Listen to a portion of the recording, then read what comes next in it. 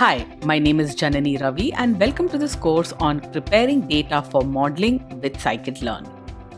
A little about myself. I have a master's degree in electrical engineering from Stanford and have worked at companies such as Microsoft, Google and Flipkart.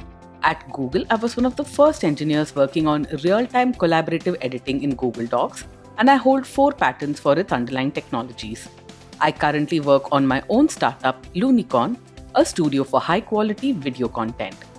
Even as the number of machine learning frameworks and libraries increases on a daily basis, scikit-learn is retaining its popularity with ease.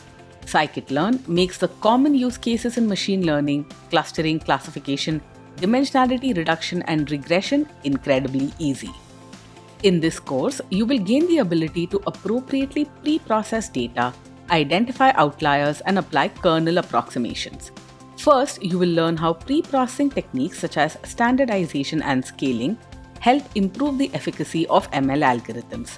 Next, you will discover how novelty and outlier detection is implemented in scikit-learn. You will then understand the typical set of steps needed to work with both text and image data in scikit-learn. Finally, you'll round out your knowledge by applying implicit and explicit kernel transformations to transform data to higher dimensions.